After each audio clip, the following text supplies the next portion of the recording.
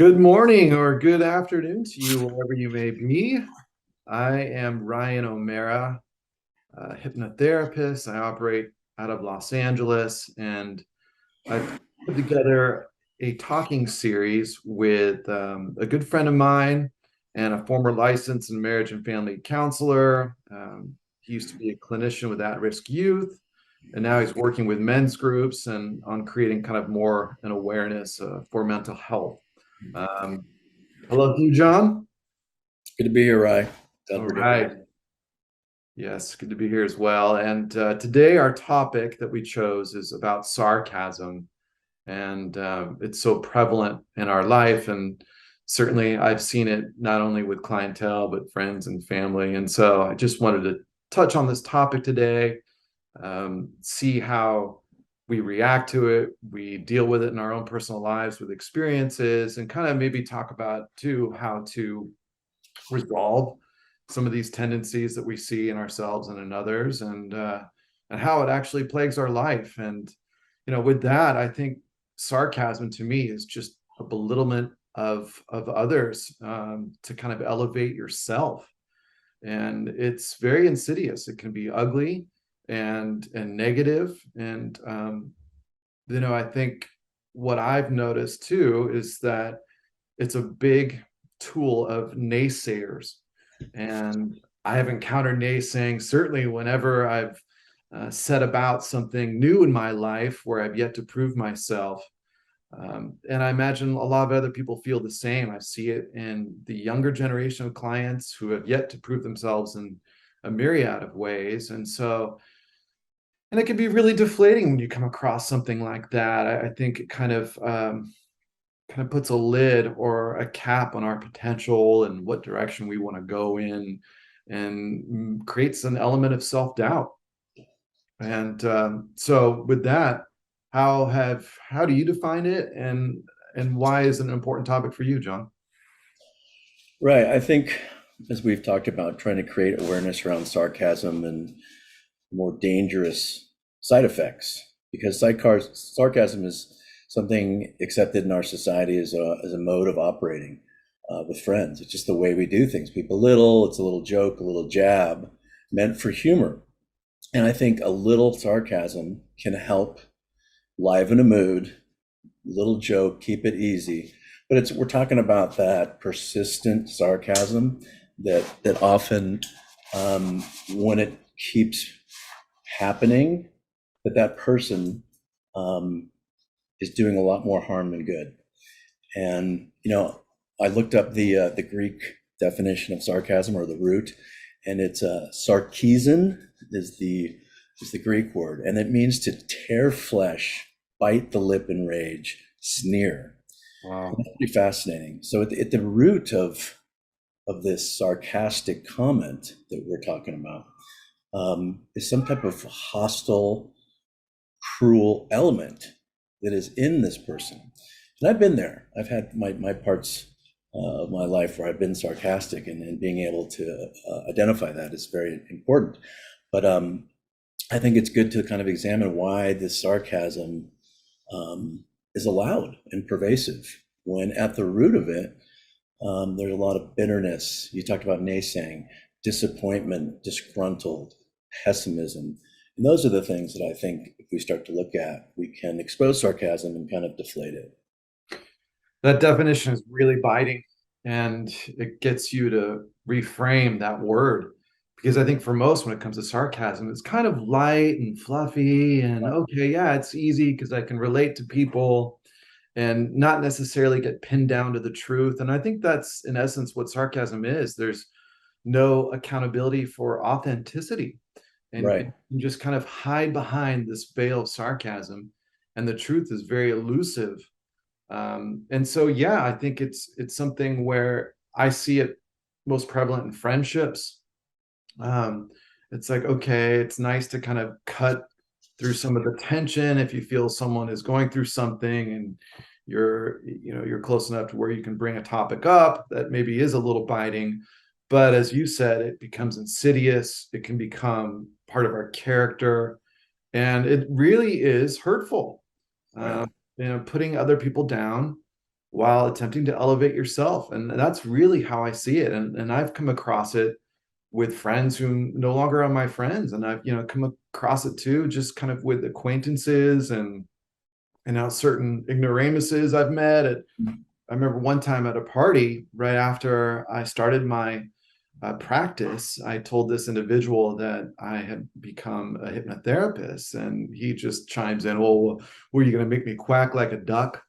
And I think at that moment my defenses went up, and I'm like, "Well, my goodness, is he making fun of my profession?" And then real quickly I just said, "Well, yeah, I can make you quack like a duck if that's what you want. Yet, why is it that you want to quack like a duck?" So I just kind of maintained my composure at that particular time and put it right back into his court. And I think it kind of threw him off a little bit.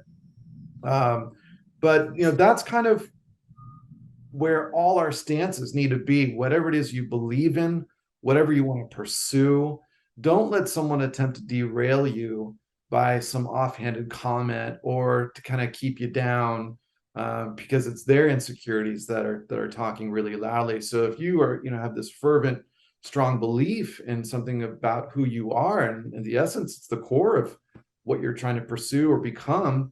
You need to stand firm and confident, and really not let that type of naysaying get in the way. So I don't know, if I'm sure you've got plenty of experience or examples. Maybe you perhaps Yeah, there. absolutely. I used to have a couple friends when I used to work in the food industry that were very intelligent, quick-witted, and sarcastic. And I could never duel them and outwit them. But what I would say is they were sarcastic. And I would always tell this guy, I go, "You're the classic optimist parading around as a pessimist." Hmm. And that kind of got him. He kind of laughed because I think that's what it is. I think there's, these people that are positive, that they see the good in life and they're good people. But I think through frustrations and the restlessness and disappointments and whatever, this bitterness, you see it, they're losing it and they're not authentic with their positive. So they use this Yeah. pessimism and it's sad. So, sarcasm, man, it has a way of ruining or damaging an emotional tone of an interaction. You may be wanting to have a good, meaningful, open dialogue, and one sarcastic comment can just kind of disseminate that, right? You're hurt, you don't trust this person as much anymore, and you don't know where to go with it. And you're not in the mood to be sarcastic, and you're not in the mood to laugh. That's another thing. The timing of sarcasm is important in terms of its effects. And more often than not, it's negative. People are laughing and you had a sarcastic comment given to you, you're not laughing. Yeah. You're thinking Right. about it for the rest of the night. So to your point, the best way to deal with that is to confront this person, especially if it's a relationship you want. "Hey man, I don't appreciate your comments.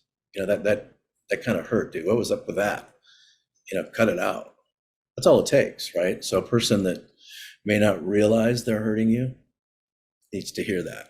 So Yeah. one step to bring out awareness. No, that's true. And it's not to say your coworker, anyone else who uses sarcasm is a bad person. I think you're right that there's a lack of awareness. Maybe their intentions are in a good place, or maybe they just don't realize what they're saying. It's just become part of our culture. It's ingrained in our language.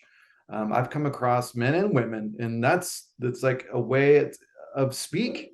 They're sarcastic at any given point in time. It's become who they are, and Yeah, the on timing of TV, it. movies, right? And it's just part of our culture. It's ingrained. It's kind of scary.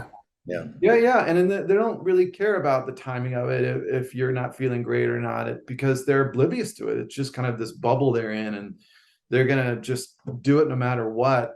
So I think the confrontation is a really good a wakefulness, perhaps, and just like, wow, okay, this is really how it makes somebody feel.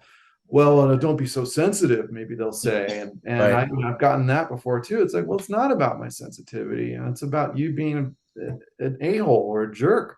Right. So I've had it bubble up to that point where I kind of lose myself, and I don't feel good about that. But I think maybe, just maybe, a few of those barbs thrown back at them, and they get to rethink Yep. why it is they're saying it, or who they are, or why in fact that it's reflective in their speech.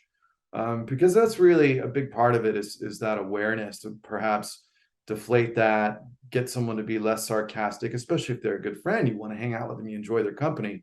But sometimes I just kind of veer another way. I've lost friends because of it. It's just like, I don't care to hang out with this particular person, because every time I do, I don't feel good about who I am. And I always feel they're trying to one up me, or get the best of the conversation, or, as you said, outwit. And it just becomes, a friendship of frustration that I tend to diverge from after a Absolutely. while. Yeah, I mean, in today's world, Ryan, like where we're at, like life is really tough after this pandemic and just how divisive things are. It just seems like we're in a state of flux in terms of what next. And, we need positive stuff, Yeah. stuff that's connecting, like in relationships. And as I said earlier, a little bit of sarcasm to keep it light is fine. But let's watch the pervasive sarcasm, the biting, get called out, if we are, hopefully. And then, what can we do to replace sarcasm? Maybe it's clever wit. You can be funny, you just don't have to be sarcastic. And I think that's the point here, is start understanding what your words are doing to other people. Yeah, exactly. And to me, when I have come across it, maintaining my sincerity is really important. Just like, okay, well, that's okay, because this is who I am, and not feeding into it, or that nervous defensiveness laughter that usually comes about because, hey, yeah, you're a funny guy, let's move this topic on because I don't want it pinpointed on me, type of approach. But if I think that kind of deflates it too, just kind of, or maybe calling them out on it. That's a good one. You mentioned awareness, just kind of an awareness as to, hey, that really hurt, and clearly that I'm genuine and I'm smart enough and I'm good enough for whatever I want to pursue. But I know you don't think of it on those terms, because it is part of the negativity of, oh, okay, well, if I get a quick laugh out of it, it doesn't matter if it's at someone else's expense. So yeah, that's something that it's hard to steer away from, because it's everywhere, really. Family life, growing up, friends as well. But I think just bringing about that awareness, especially if it's an individual one-on-one relationship where you can communicate to that person. It's like, you know what? I don't necessarily like the person you're becoming when we're together. And so I choose not to hang out with you as often as we once had. So Right. maybe that's a way to deflate it. You got to punch the bully in the mouth. Right. In more aggressive terms. Yeah. Sometimes they Well, I do think need it. awareness is a good place to start here. So start to recognize it, in others. And if you feel like you're getting hurt by sarcasm, speak up. And, hopefully you start to recognize it in yourself. I think we all have a little sarcasm at times. So, yeah, be better. Yeah, and turning the table on that particular person. I mean, I know that it's derivative of an element of self-doubt and insecurity. So at the very least, without hurting the individual, but get him or her to think about, well, why am I insecure? What do I need to work on in order to better my communication, and think about what I'm communicating, before just blurting it out mindlessly and not really aware of my environment or what somebody else is going through or feeling, and not being so self-absorbed. So that's a big one for sure, and you're going to always come across it. So certainly take that to heart, and be more aware, perhaps, and conscientious of your words, because those are very important. Right. Well, cool, man. I think that was a good place to end. I'm excited about that. Yeah, we'll cut that off. We'll edit that. Very good. All right. Well, we'll get back to you. Continue the series. Very excited to share more thoughts with my man John, and see you before too long. Have a great day. Peace out.